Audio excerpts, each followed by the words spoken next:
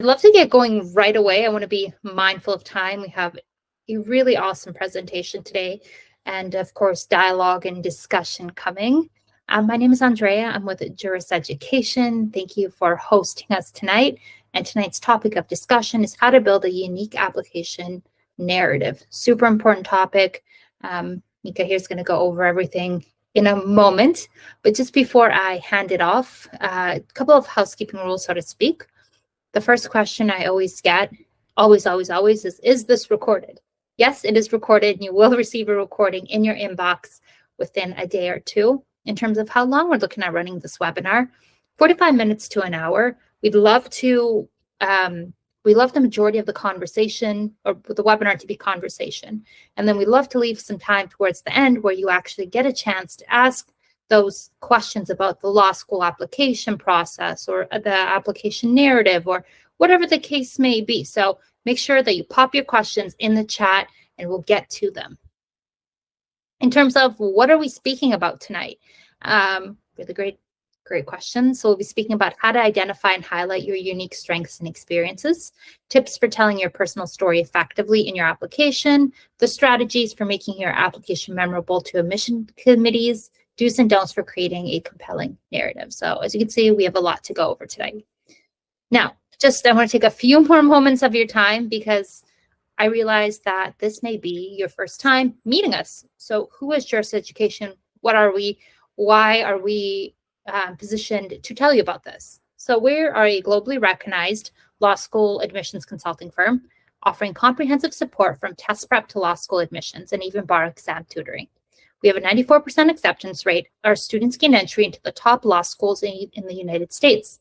Last cycle alone, our T4 acceptance rate was 34%, which is almost 6 times higher than the national average of 5.7%. In other words, we know our stuff. We believe in starting the law school application process as early as possible. For college sophomores, we may have some sophomores in the house, we offer pre-law advising and profile development. This focuses on building each student's professional cover letter and resume to highlight their most meaningful experiences and elevate their profile.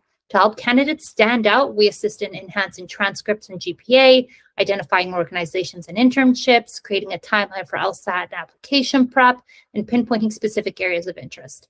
Our goal is to help students gain a strong foundation and understand what schools are looking for while building a portfolio that sets them apart from other applicants. While our counselors support students in their profiles, our LSAT coaches work closely with them to provide one-on-one tutoring. Now, students do take an official LSAT diagnostic test, so our tutors can assess their strengths and their weaknesses. This helps create a custom study plan structured for the days, weeks, and of course, months ahead. We tailor our approach to each student's unique needs and schedule, providing the right assessments and lessons as they become familiar with the test, content, strategies, and format. Interim tests monitor and track progress, allowing us to modify study plans and build an upward trend leading to the official test date. On average, we do see a 12-point increase for 45 plus hours of tutoring, and we do offer a 165 plus LSAT score guarantee.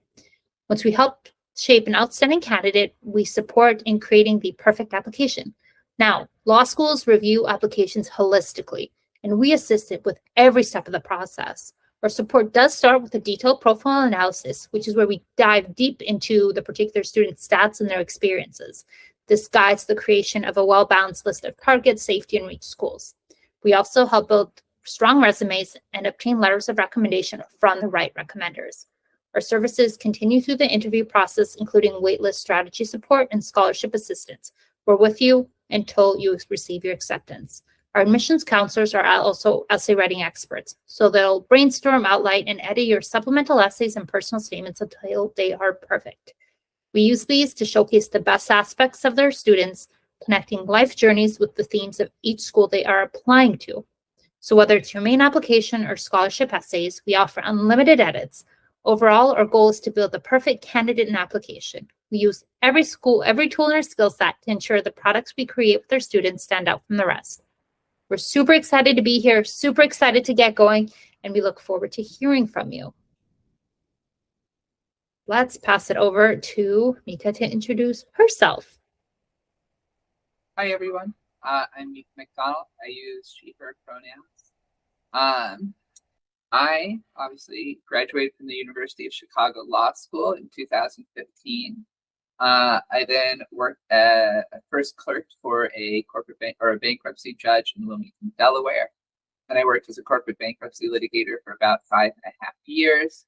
I left the practice of law during COVID, just was not for me anymore. And I came back to teaching and admissions consulting. I'm both an LSAT tutor, scored a 179 on the, practice test 63, and an admissions consultant. I love working with students. I especially love tonight's topic, which is about narrative, writing a good story, right? Being able to explain who you are in an effective, engaging way that admissions officers will want to engage with, right? So let's start talking about that. Okay, so why does narrative matter? Look, resumes exist for a reason. They're a place to list things, right? With very tiny, small descriptions. They don't tell anybody anything about who you are as a person on a day-to-day basis, personality-wise, right? They might tell you that you care about certain things. You can demonstrate records of personal or public service for a resume, academic excellence. I mean, all of you are at UPenn, so obviously that's part of, who you are as a person. But it is for every law school applicant, right? So your story matters a lot, right? The way you tell your story matters a lot, right? Admissions officers want to see diversity in their classes of all types, especially of experience, right? They read thousands of these. So being very important, being readable is very important. And ultimately, you're trying to convince them why you should be admitted to a very elite institution and become part of that very elite group of alumni, right? And they need to be convinced, right, of your sincerity in being there, who you'll be like, and whether you'll be a good alumni for their institution. So we're going to talk about how to do that. Understanding a narrative approach, right? A narrative approach, especially for like a personal statement or diversity statement, typically has a clear sort of chronological story with specific themes that are highlighted by your own life experiences and achievements, right? You need to take your values, right, your achievements and your personality and try to sort of distill them into a 2-page story about you, right? But if you're successful at that, if you successfully engage these admissions officers, there's a ton of payoff. As I said, they write thousands of these, they get thousands of applicants. And regardless of what your stats are, right, you could have a 179 4.0, right, or you could have a 168 3.7. There's somebody else probably that has the exact same stats as you, right? Personal statements, diversity statements, YX essays matter a lot, not just for getting in, but also for tie breaking and for scholarship purposes, right? So we have a goal here of values, I said the 3 earlier, and engaging our admissions officers. Let's go to the next slide. So self-reflection is really baked into this process, right? You need to think about what sort of story you're telling, right? And you need to think about, what does my resume and my background say about me, right? Because if the story you're trying to tell doesn't match the actions you've taken in the past, right? The admissions officer has both documents, right? They're going to see that, right? So your story genuinely needs to follow what you've done, achieved, and tried to do in your life, right? So academic achievements, right? You always want to emphasize the big things you've accomplished. Obviously, being at UPenn is one of them, but everything you've done there that you're proud of. Professional and volunteer experiences really talk about values, typically, right? If I say that I care about domestic violence and I've never volunteered or done anything related to domestic violence, that's not going to look good. But if you have volunteered, you've done a hotline, and you say that in your personal statement, people go, okay, I know what this person wants to achieve. I know how they want to help other people, right? So really think about, number one, what experiences you already have. And if you're, younger, if you're a junior or a sophomore, what sort of things you can do in the next year, right? And then personal growth, right? Genuinely sort of private things engage people, right? There's some phrase about like you can't have a close connection with someone without opening up and being vulnerable and sharing. So you also want to think about formative life experiences, whether deeply positive or deeply negative. The more of yourself you show, right, and the more you tie these events to your overall narrative about who you are and what you want to achieve, the more the admissions officer will engage, right? So think about what you're comfortable telling, obviously, and don't go beyond that, but really do try to share something meaningful and relatively private. I think that always not sells, but engages. Yeah. Okay. So uniqueness is a great thing, right? One of the things I always hear from people, or just repeatedly from lots of clients and students, is like, I'm not a very interesting person, or my story is pretty boring. But what I've always found is I do a little interview process at the beginning to sort of find out things about students, and most people's stories are a lot more interesting than they expect, right? There's a lot more that's unique about you and your life than you would expect. So think about that. Things to especially feature, right, are leadership roles and sort of self-created projects, right? Something that you did from scratch. So that might be entrepreneurship, that might be founding a new club, that might be leading a specific like initiative or a public service initiative through one of the groups on campus, right? But those things are really interesting because they both show uniqueness and drive. And they give a sense of what your values are. Yeah. And then overcoming challenges. I would advise everybody against making your personal statement like just a sob story, right? It shouldn't just be that. But showing that you have faced adversity of one kind or another and figured out a way through it, right, is a very, very valuable thing to demonstrate, right? So I always tell people at least one of the life experiences you mentioned in personal statement should demonstrate that, right? That when things got tough, you kept working and doing what you needed to do to get through it, right? Or you stepped up in a specific way in really tough situations, right? Things like that are really, really good indicators of people with the drive to succeed, because law school is not an easy thing, right? And being a lawyer is not an easy job. Okay, let's roll over. I think we have check-in. So I'll let Andrea take over. Awesome. Thank you. It'll give you a chance to catch your breath. Awesome conversation so far. Again, I don't see any questions in the chat thus far, but to our audience, please don't hesitate to actually leverage this.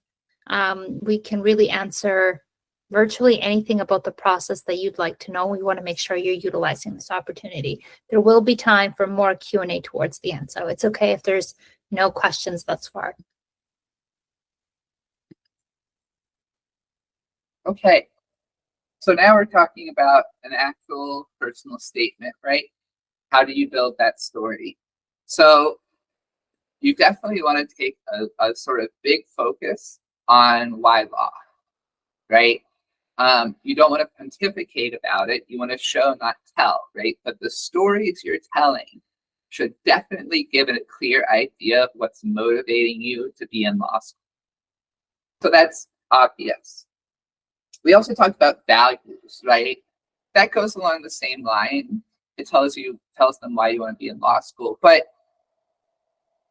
having sort of a defined drive, right? That's more than just, I'm not sure what else to do, and I think I'd be good at this. There's a lot of people like that every year for law school, and a lot of them go to elite institutions. But elite institutions don't want that, right? They want to see a set of values or a set of drives that are actually propelling you into law school, because people that have those drives tend to be much more successful, right? When you think about this personal statement, most schools, it'll be a 2-page limit, right? And they'll usually have fairly specific or semi-specific formatting guidelines.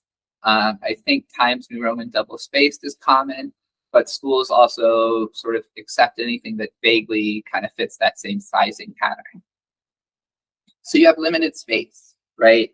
You have 2 pages, say 6 paragraphs maybe, to work with here, right? So you really want to think about, well, outlining, right? You want to figure out the chronology or storyline of what you're telling, how you're going to move from paragraph to paragraph. So you might have like a paragraph that focuses on particular experience, right? One defining experience. We've sort of mentioned that before. Well, how do you move to the next paragraph? How do you transition to now I'm in college and I'm doing I'm achieving these things and volunteering for these organizations, right? So you really have to think about how to build a full story that doesn't feel like a disconnected series of episodes that are supposed to sort of ultimately add up to something. You want it to be cohesive. Every word counts, right? So don't be generic, don't be unoriginal, right? Be genuinely descriptive of experiences without overindulging in descriptions. So don't be George R.R. Martin, for example. That's not going to sell on a personal statement. We don't have enough time to be that florid in our language, right?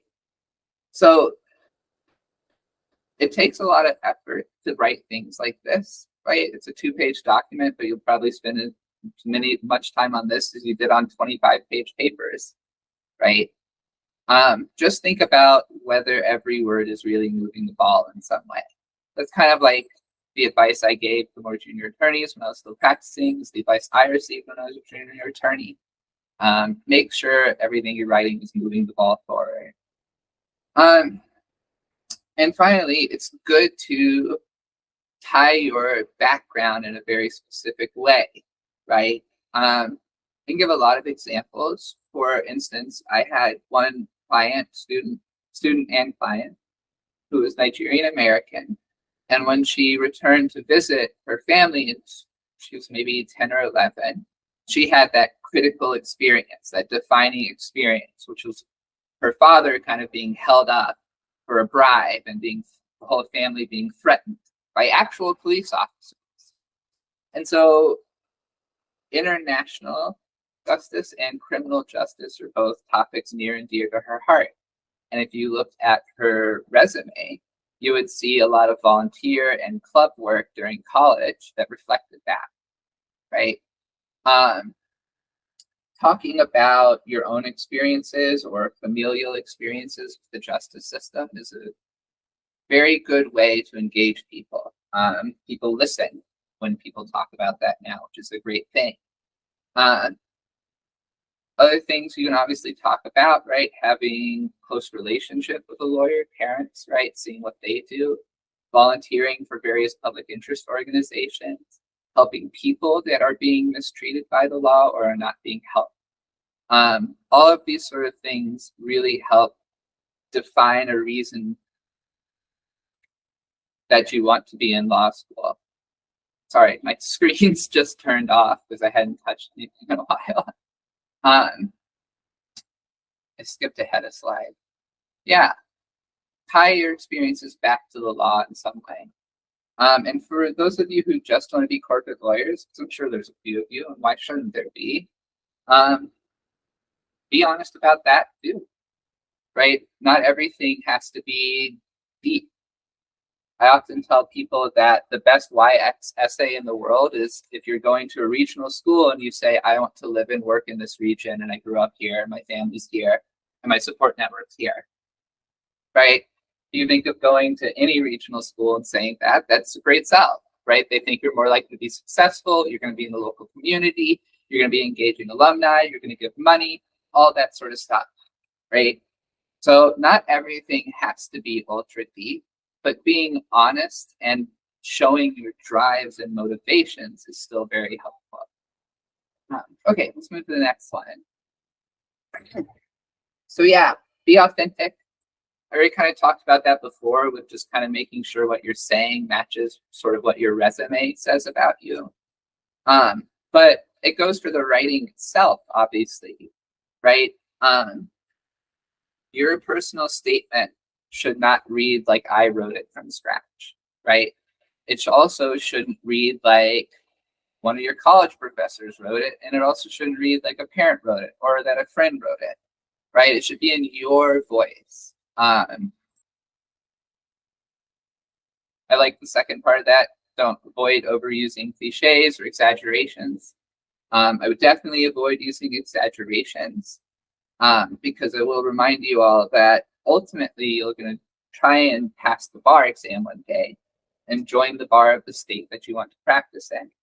And you'll go through something called a character and fitness interview and investigation. And if you exaggerate things on a document that got you into law school and they catch that, they might literally make you go back to the law school and say, hey, do you want to take my degree away? Typically, the law school will say no, but they have said yes sometimes. Don't be one of those yeses. Yeah. And be specific. Focus on details that make your story memorable, right? I always tell people use I statements, feelings statements, right? You want to let that personality and self-reflection shine through, right? So focus on the details of the story and then give a very genuine reaction. You can almost think of a personal statement as like you providing commentary on your own life, right? So be personal, right? This is your story. I mentioned show don't tell early on. Obviously, like that's a very old maxim for writing across any sort of medium. Don't puff yourself up, right? Tell a story that demonstrates why you're awesome. Don't just say you're awesome. Don't just say I was elected to this leadership position. Talk about how that felt, right? To be entrusted with that leadership, right? Really engage with I am a person and I want to show them how much of a person I am, right? Don't just start listing things. That's one of the most common, that is probably the most common type of bad personal statement, the thing that ultimately feels like a long form essay version of your resume. I also emphasize, right, you shouldn't be mentioning everything on your resume, right? You shouldn't be trying to mention every accomplishment you've had, right? They can read your resume and see those accomplishments.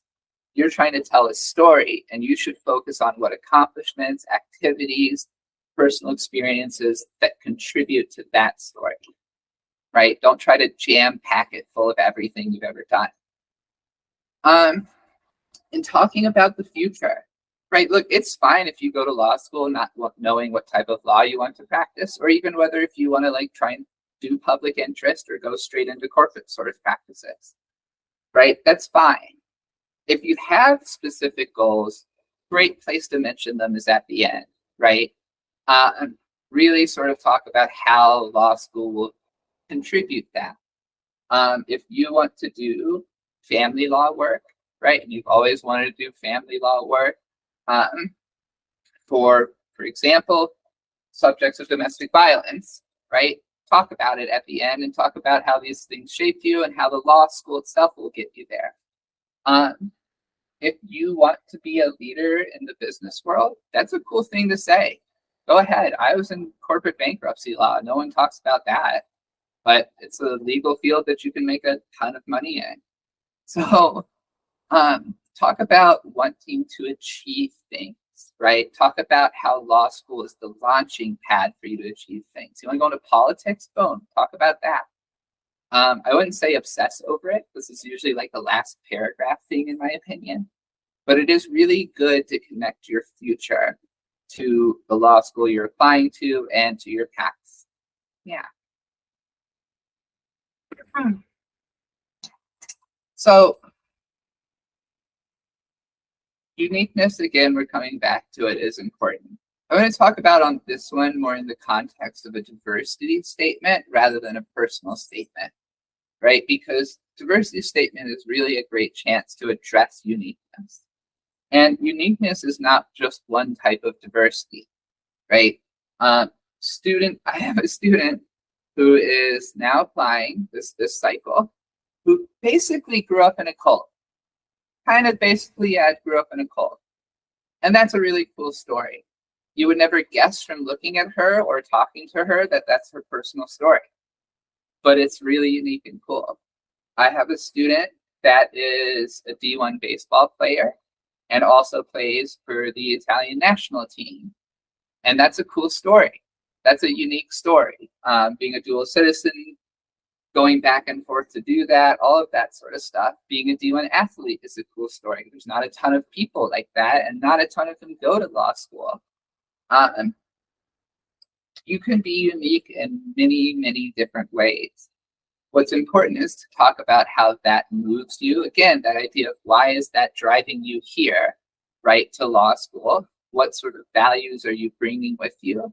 And especially in a diversity statement, how does your uniqueness help you contribute, right, on campus, right? How does your uniqueness bring a different view that's important in class discussions?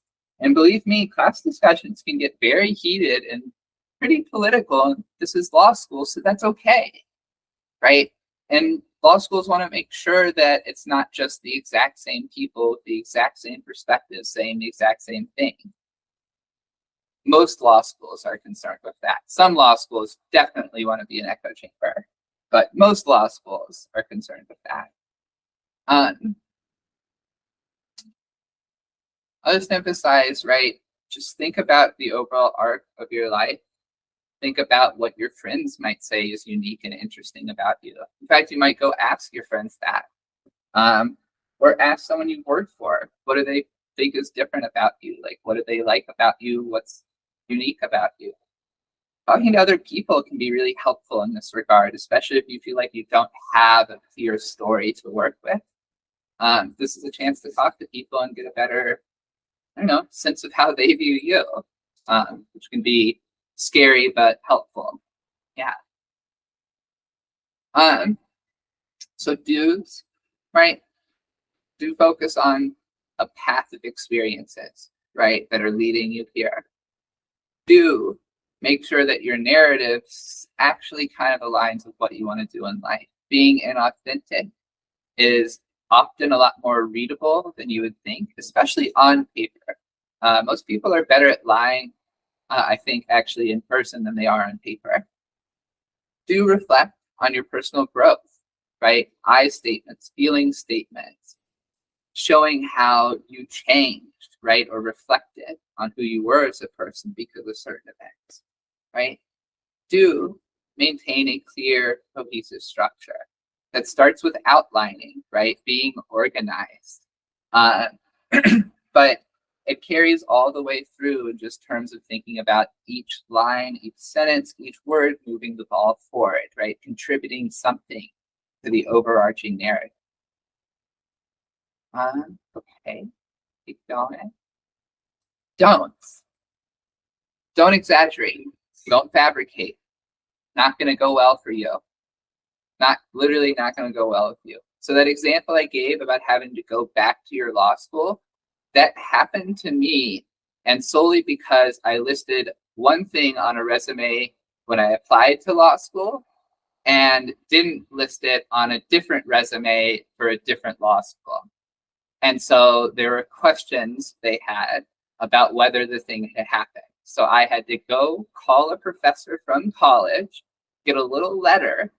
Then I sent that to my law school with an explanation, and then they sent an email back saying, yeah, it's fine, whatever. But that was still a harrowing experience to go through. You just went through 3 years of law school, and now you might just lose your degree because you failed to list something. So I just failed to list something. Don't exaggerate. Don't fabricate. These people are relentless. Think about a bunch of lawyers going through every document you've ever filed in your personal history, and that's what a character and fitness assessment is. Okay. Don't neglect to explain why law is moving now, right? you can write a really impressive, engaging personal statement, but at the end, the reader should also go, oh, and I see why law school is the right destination for that. Right? If you're writing a personal statement that seems equally valid for a med school application, then you've lost the thread somewhere and you need to get back on path with why law school. Don't be generic cliche. Again, I'll go back to these people read thousands of these, right? Don't be boring. Don't waste their time. Don't be generic.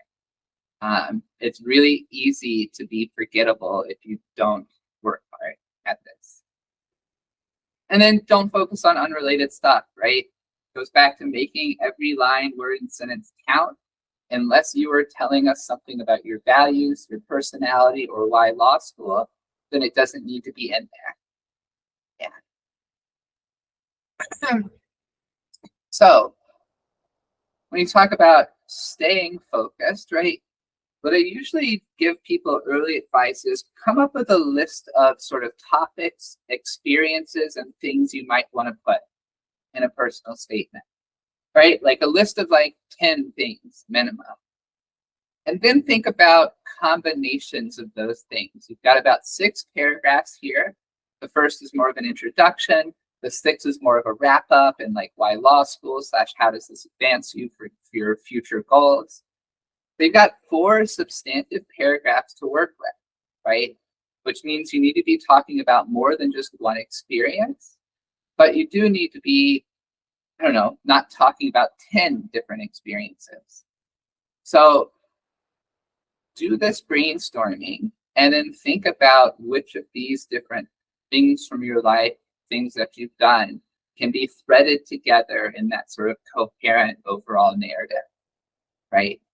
But I definitely think generating a big list of ideas is good here, right? Think about all of the different little combinations you can string together. Avoid overcomplication. So again, this is not an academic document, right? You don't need to be stiff here. You don't need to be formal. You can use apostrophes. You should use apostrophes because then you sound more like a real person, right? One of the things I always tell people about good, effective writing, academic stuff can be academic stuff. They can do their own thing. But good legal writing is very different from good academic writing. Good legal writing sounds like if someone's in front of you telling you, explaining this to you in person, right? Use the words that you would use to talk normally, right? This is supposed to engage someone and persuade them to admit you to their school, right? In that sense, it's very much like a legal brief where you're trying to persuade a judge to rule in a certain direction on something that matters a lot to your client. Think about it in that sense, right? Don't have meandering sentences. Don't use the passive voice. Don't use crazy words unless those are literally the words that make the most sense to be used, right? Be direct and clear. Choose every word wisely. Don't waste space trying to sound fancy. Yeah. Great. So, refining, right? I don't know how many rounds you're going to go through, but I will say you should go through at least 3. First drafts are never good. Never. That is the first rule of being a good writer. Nobody's first draft is good. When you see how much you can achieve with good editing, right, you will start to see how bad first drafts actually are. So when you're doing that first or second review and thinking about how to refine this, right, ask that clarity, that focus question. Are we actually moving the ball forward here? Does it feel like I start to meander, right? Ask somebody else to read it and ask, did I seem like I was direct and on point the whole time, right? And most people will be able to look at a document and be like, I feel like you kind of dithered on this and said the same thing twice, but in different ways. So this doesn't look right. Get rid of those things. Grammar, style, and professionalism. Grammar goes without saying, like this is a personal statement to apply to law school. So if you have typos or bad grammar in multiple instances, or even really one instance, it kind of says something to the admissions officers about how seriously you're taking this, right? I know that feels kind of ridiculous to some people, but you're about to spend like $250,000 to go to law school, 3 years of your life, lock yourself into a career path. You can't afford to like edit 3 or 4 times and make sure you have no typos. Yeah, it does kind of call into question your seriousness. Style. Everybody has their own style. That's good. When I talk about style and professionalism, when I was a legal writer and now, I also think about the cleanliness of your page, right? Are the indents and margins good? Are you having breaks between paragraphs that are noticeable, right? Are you using a font that isn't mind-numbingly difficult to read? Times New Roman is the worst font in the history of the world.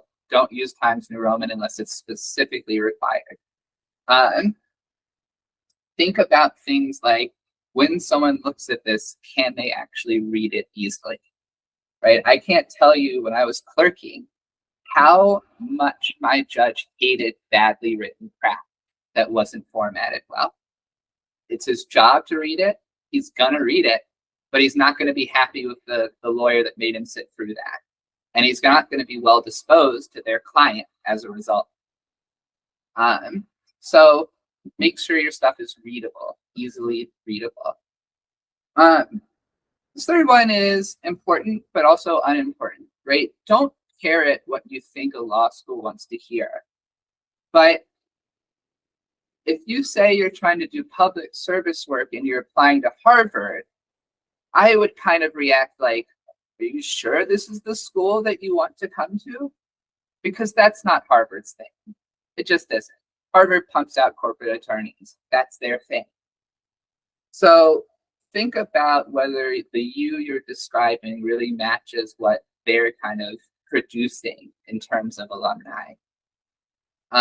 And you can make subtle adjustments to make that feel like a better fit. Like, I'm not saying that you have to be honest. I'm just saying you can't lie. I hope you catch the difference there, right? Ask for feedback, right? You're a college student. You're not good at writing yet. Sorry, I don't know you, but that's like a 99.99% certainty statement. You might know people that are much better, right?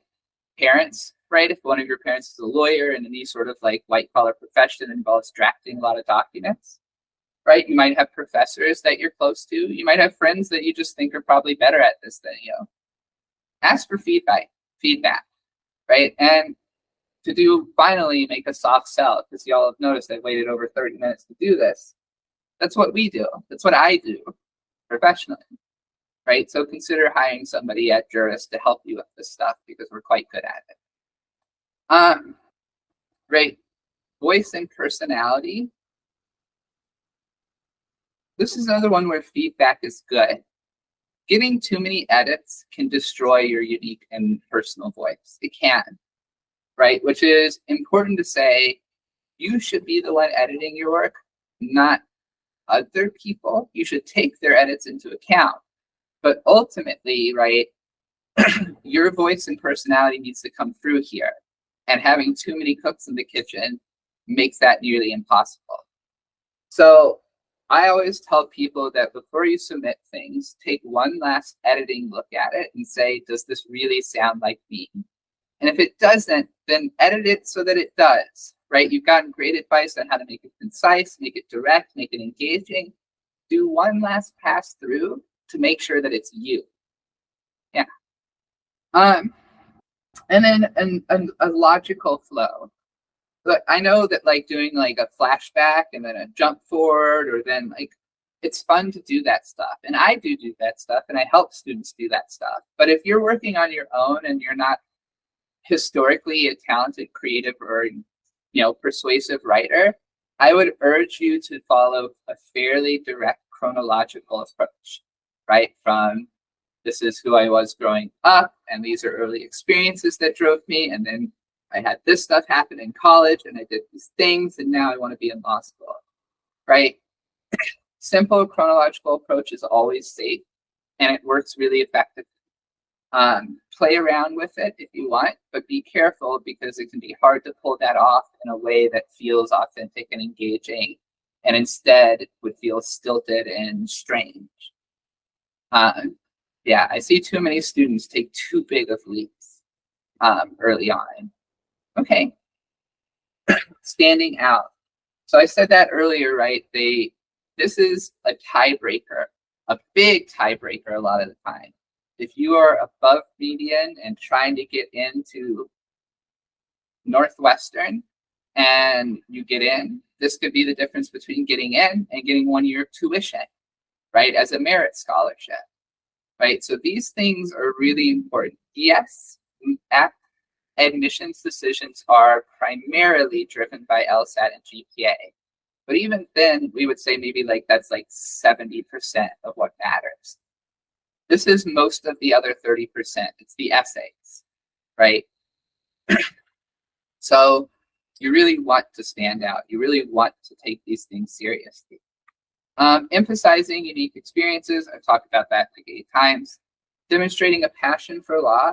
Absolutely, right? The better you can tie this into going to law school, the happier they'll be because people who want to go to law school tend to do better.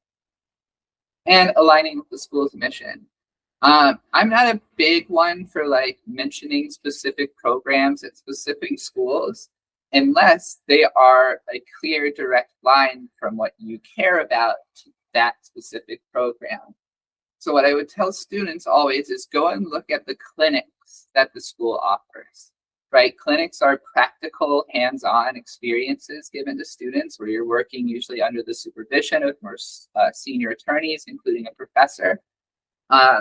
A lot of schools have clinics that are very directly designed to serve the community around the school, right? So you have stuff that's related to homelessness, right? You might have clinics that are related to advocacy or homelessness reform movements, right? Domestic violence. A lot of schools have clinics that are specifically designed to help victims of domestic violence, right? You might even have stuff like Social Security aid, right? Helping seniors that don't know how to navigate the process get the things that they're entitled to, right? Get the aid that they need. There are a lot of different types of clinics. There are plenty of like constitutional law clinics. Even a couple of schools have a bankruptcy law clinic. So check those out and see what the school's doing and see if that fits into your narrative, because that can be very, very powerful. Calling out a specific clinic that does the sort of stuff you want to do. Bringing your narrative full circle. Yeah. Conclusions are always tough, right? I always tell people you write the body, you write the conclusion, and then you rewrite the intro, and then you rewrite the conclusion, and you rewrite the body, and then but you're always rewriting the conclusion. And that's kind of what we're talking about here. How do you end this narrative? Usually small callbacks to earlier paragraphs are great, right? You might just sort of like drop a short name for an experience, like my high school experience, or my encounter with the police officer, or you get what I'm saying, right? Drop in a little short rephrase or refresher or tie back to what you said earlier.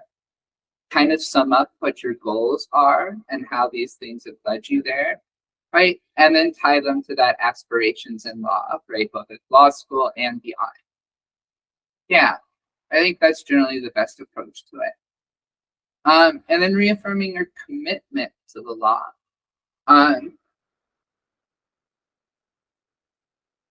This is one that's always a little tough, right? Because at the end of the day, you can't know what law school is like unless you're in law school or know somebody that's in law school and they tell you a lot about it. The same thing goes for being a lawyer, being an engineer, or going to med school.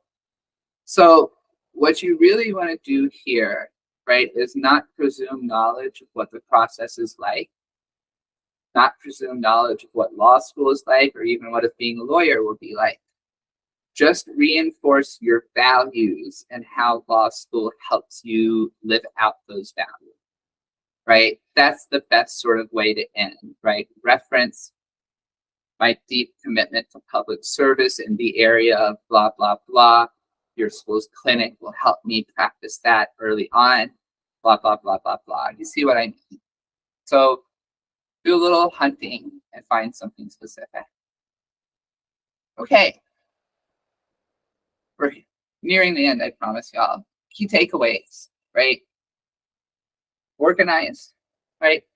Brainstorm a lot of ideas. Think about how your narrative can be formed out of those ideas and what sort of values you're trying to tell through your narrative. Outline your ideas, right? And how your flow is going to go. Think about whether every single word is advancing the ball. Make sure that your work doesn't get edited to death, right? It needs to still be in your voice, right? And think about how you're genuinely going to tie this into law school and that law school in particular, right? So those would be my key takeaways for y'all. Yeah. Okay. So this is when I quickly hop in. We have the Q&A coming up right after, but we'd love if you guys could help us out by just scanning the QR code on screen and just giving us some feedback on what you thought about this webinar. We promise it's not a long survey, totally optional, but we would really, really appreciate it. We're always looking to improve these every step of the way.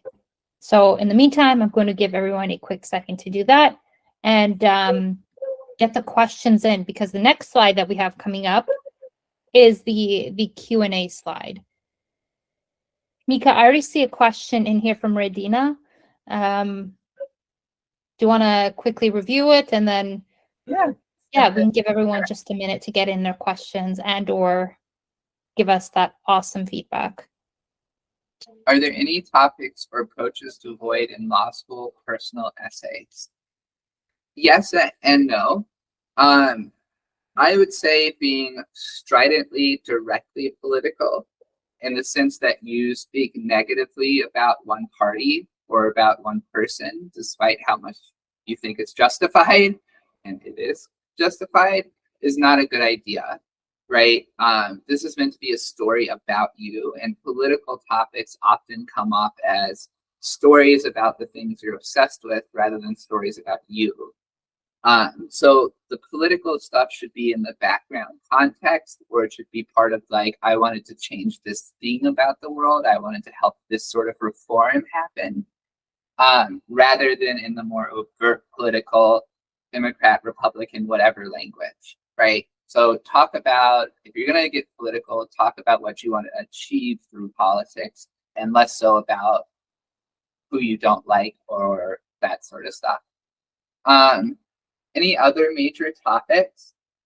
I mean, it goes without saying that you shouldn't really talk about sex unless it's maybe like in passing as part of like a humor comment. Just not appropriate. You can just do the general appropriateness check, right? Like, does this feel like something that feels appropriate on a personal statement? I would say that kind of hits the topics that I would say are ill-advised. Approaches. I think everything we talked about above is important. I'm not sure what approaches would mean otherwise, right? As long as it achieves the goals that you need to achieve in a personal statement, then you're good, right? Does it tie to law school and my career? Does it demonstrate my values? Does it engage emotionally and on a personal level, right? And does it make the admissions officer think that I'll be a good alumni and student? So anything that achieves those goals works. Would I recommend writing a different personal statement for each school then? I would definitely recommend writing a template and customizing. So I would say you write a base personal statement. You might indicate the areas that would be customized on a school-by-school basis. And obviously, for some schools, there might be more changes and less changes depending on the school and what you need to change for them. But I would definitely say that, I would say it's totally fine to just submit the same thing everywhere. That's what the vast majority of people do. But if you want to give yourself that extra leg up, yeah, I think customizing can help. But I don't think it needs to be like a fresh personal statement for each one, right? Ultimately, like the values and your goals should kind of match each other, right? Um, yeah, I would just say like I don't think you need to write a fresh one for each school, but you should kind of have a template base and then customize that if you really want to maximize outcomes. Yeah. These are really great questions so far. We will give everyone a few more minutes to get questions in. Oh, you know what? Awesome. Somebody just typed in a question. I had one of my own for you, Mika, but we'll save that for after. So Eric is asking, in the field of law, I want to go into a public interest sector. How can I make that appealing for a top law school? So I think that is appealing for top law schools. I think top law schools like having diversity among their alumni, right, in career choices. Most schools want to have feeds into everywhere they possibly could because that helps them place future students, which helps the school's ranking go up even further. So I don't think it would be unappealing for any school. Yes, I made that crack about Harvard before, right? But the reality is like the majority of graduates at every T14, I'm pretty sure, go into corporate work. Maybe Yale and Stanford are the exception. But they would be the only two, right? The majority of people that go to UChicago, they go into big law. The majority of people at Northwestern go into big law, all of them. So there's no downside in saying, I really genuinely want to do public interest. You just need to have that basis in your resume and history that helps prove your interest. But as long as you have that, law schools will love it. They will. I'm sorry I gave the impression that they might feel otherwise. Yeah. I'd love to ask you, is there anything that we may have not covered in this webinar that you'd like to just go over, whether it's words of advice, whether it's your personal lived experiences? Yeah. So what I can go ahead and tell you immediately off the top of my head is, if you really want to go to a school and you get waitlisted, don't stop writing, because that's how I got into Chicago. I was what's called a super splitter. I had a 3.25 undergraduate GPA. I partied a lot, and a 179 LSAT. And so UChicago waitlisted me and kept me waitlisted and kept me waitlisted. So I wrote one letter a month for 4 months and got off the waitlist in late April, right? So being tenacious actually does pay off. I can personally attest to that. I would call it the humanization effect, which is the more letters I sent in, the more they knew me as a person and the more well-disposed they were to be at the end when they're doing their final waitlist admits. They're choosing between me and somebody else. I move the LSAT number and I don't move the GPA, and they say, oh, they wrote 4 letters. like we really liked what they said. They really affirmed their commitment here. I want to let that person in over the other person. Any other big advice I would give? I'll always give the biggest advice I can, which is debt is bad. Try to get the maximum you can in financial aid. I can use this as a soft pitch right now for about the LSAT, so I will. Every LSAT point is roughly worth 10 grand in scholarship money, with that number going up as you approach and enter the 170s and go further, right?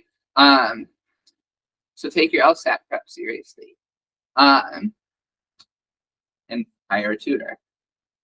So what I would really say is keep in mind your goals. If you want to do public interest, like Barrett, if you want to do public interest, don't go to a school at sticker price. Having $200,000+ in debt makes it a little difficult to maneuver. You do have loan repayment assistance programs. Most schools will help pay off or well, at least help pay your loans. And if you stay in public interest for a decade, the entirety of the loan will be forgiven. But still, debt is dangerous. Debt locks you into places. Debt keeps you in situations that you would like to escape from, like abusive workplace situations. So really try to maximize your outcomes here, right? And really think about whether, U Chicago at Sticker is better than U Michigan with a 1-year scholarship, right? Especially if you're not going to go into big law. And even then, right, it's, I'll give the doomest example I can, but this is absolutely something that happens to hundreds of women every year, which is your first year and an equity partner is sexually harassing you or making untoward advances or maybe even threatening you, but you have $200,000 in debt. What do you do? So don't put yourself in that situation, right? Get into the best schools possible, but also at the best prices possible. And think ahead about what it's going to be like after you graduate. Think about debt repayment timelines, right? If you don't want to work in big law in New York, but instead want to work in Boise, Idaho, make sure you know what, top lawyers in Boise, Idaho make, and then think about whether that's sustainable with a Harvard level of debt, right? These are big financial decisions. And I also think that investing upfront in admissions consulting and LSAT tutoring typically pays off in spades. If an LSAT tutor gets your score up 5 points, that's 50 grand. That's potentially the jump between barely being competitive at a place and getting a scholarship at a place. Admissions counselors help you maximize outcomes. So yeah, that would be all of my big advice. Really think about the long term here. Amazing. So I think this is a really perfect time to wrap it up. Thank you, Mika. Thank you to this wonderful group for hosting us tonight. We're looking forward to chatting with you. And please, questions, comments, concerns, anything that may come up afterwards, each of you has our email. Please don't hesitate to reach out. And if I personally can't respond to it or I don't know, I will definitely pass it off to Mika or one of our other awesome counselors and team members. Thank you very much. And I hope everyone has a wonderful evening.